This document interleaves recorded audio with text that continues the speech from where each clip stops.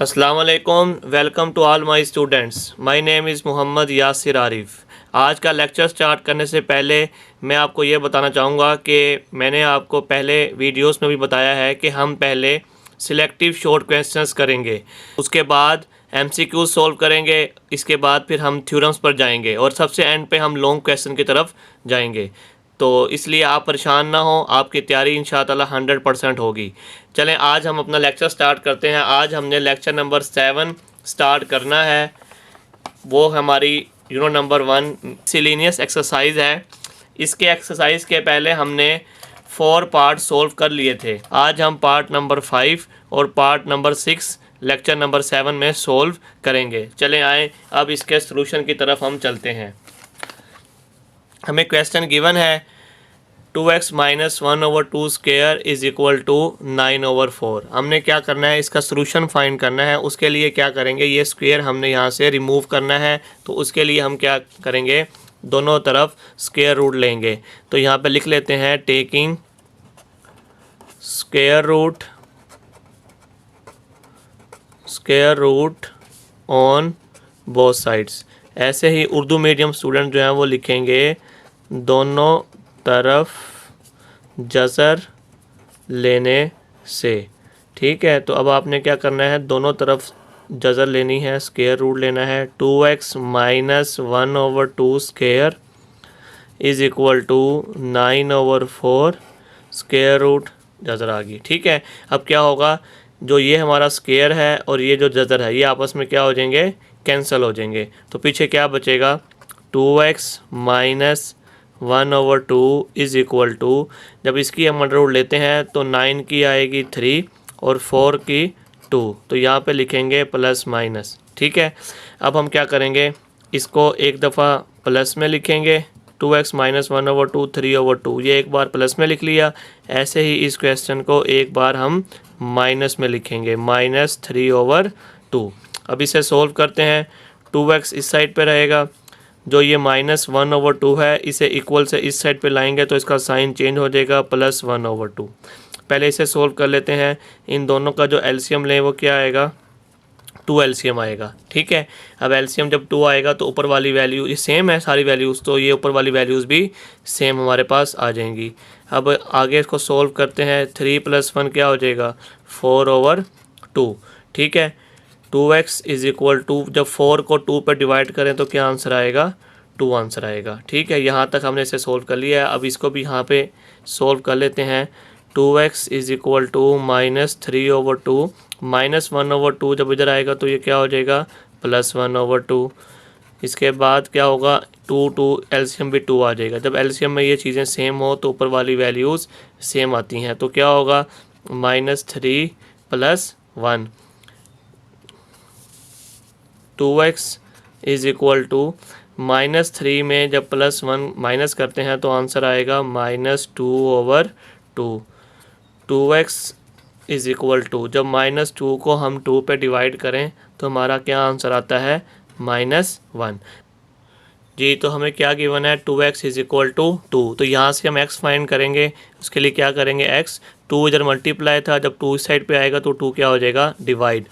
2 को जब 2 पर डिवाइड करें तो क्या आंसर आएगा, 1। डिवाइड कर सकते हैं या कट भी कर सकते हैं तो आंसर 1 आएगा।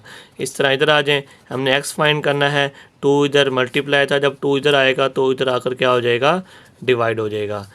हैंस हमारा जो सॉल्यूशन सेट आएगा, हैंस पास सॉल्यूशन सेट, जिसे आप हल सेट कहते हैं, वो क्या बनेगा, इज़ इक्वल टू 1 माइनस 1/2। तो ये हमारा सॉल्यूशन सेट आ गया है। उम्मीद है इस क्वेश्चन की आपको समझ आ गई होगी। अब हम चलते हैं अपने नेक्स्ट पार्ट की तरफ। नेक्स्ट पार्ट हमें क्या गिवन है उसको लिख लेते हैं। 6 पार्ट है। 6 पार्ट हमें गिवन है, अंडर रूट, स्क्वायर रूट, जज़र जिसे कहते हैं, 3x + 18 is equal to x। अब इसको हम सोल्व करते हैं, हल। ठीक है, अब जो हमने पहले पिछला क्वेश्चन किया था उसमें इस जगह पर स्क्वायर था। ठीक है, तो हमने क्या लिए थी, जज़र ली थी, हमने स्क्वायर रूट लिया था। तो अब हमारे पास यहाँ पे जज़र है। ठीक है, तो इसे हमने ख़त्म करना है। तो उसके लिए अब हम क्या लेंगे, अब हम स्क्वायर लेंगे। तो यहाँ लिखेंगे taking square on both sides. Urdu वाले बच्चे लिखेंगे दोनों तरफ मुरब्बा लेने से। ठीक है, इसका स्क्वायर ले लेंगे अब हम। 3x + 18, इधर भी स्क्वायर लिखेंगे और इधर x का भी स्क्वायर लेंगे।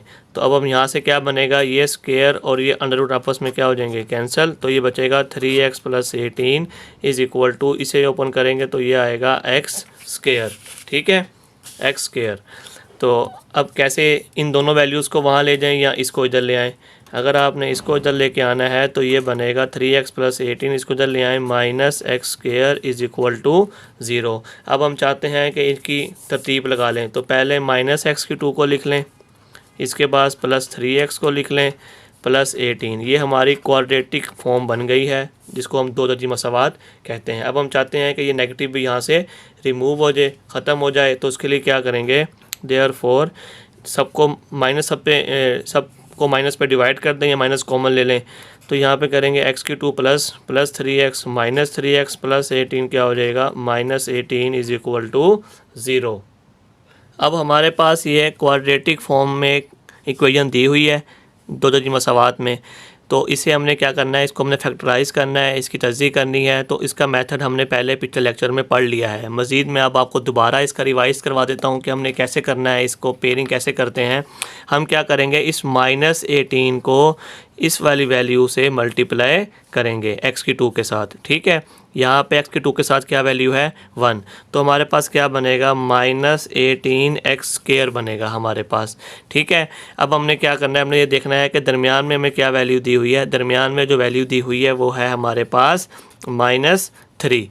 तो अब हमने इसके पेयर ढूंढने हैं कि जिनको मल्टीप्लाई किया जाए तो हमारा ये वाला आंसर आए, और जिनको प्लस या माइनस किया जाए तो -3 आंसर आए।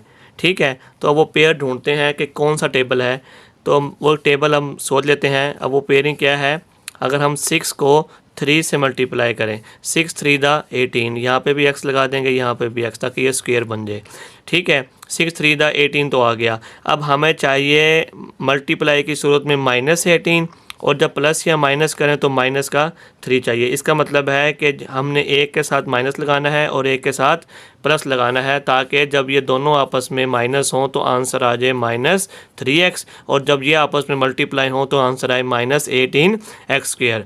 हमने 6 के साथ माइनस क्यों लगाया है, क्योंकि बड़ी वैल्यू के साथ माइनस इसलिए लगाया है क्योंकि हमें यहाँ पे -3 चाहिए, इसलिए हमने बड़ी वैल्यू के साथ क्या लगाया है, माइनस का साइन लगाया है। तो अब आगे इसको हम सोल्व करते हैं। अब हमारे पास पेयर सामने बने हुए हैं, तो अब इसको सोल्व कैसे करेंगे, इसको लिख लेते हैं x² -6x + 3x -18 = 0।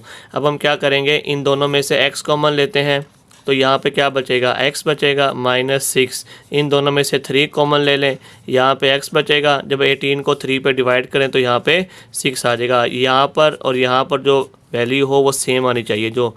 ठीक है, जिसका मतलब ये सेम है। तो यहाँ से इसे कॉमन ले लेंगे, x -6, यहाँ से हमारे पास x बचा +3 = 0। अब हम x -6 को भी 0 के इक्वल लिखेंगे और x +3 को भी 0 के इक्वल लिखेंगे। यहाँ से आ जाएगा -6 जब इधर आएगा तो +6, और जब +3 को इधर लेके आएंगे तो ये क्या हो जाएगा, -3। हैंस हमारा ये क्वेश्चन सोल्व हो गया। अब हम इसका सोल्यूशन सेट लिखेंगे। सोल्यूशन सेट, हल सेट = 6 - 3। उम्मीद है कि इस क्वेश्चन की भी आपको समझ आ गई होगी। नहायत ही आसान क्वेश्चंस हैं और दोनों ही क्वेश्चन इम्पोर्टेंट हैं। आपने इनकी प्रैक्टिस अच्छे से करनी है। अपना ख्याल रखिएगा। खुदा हाफिज़।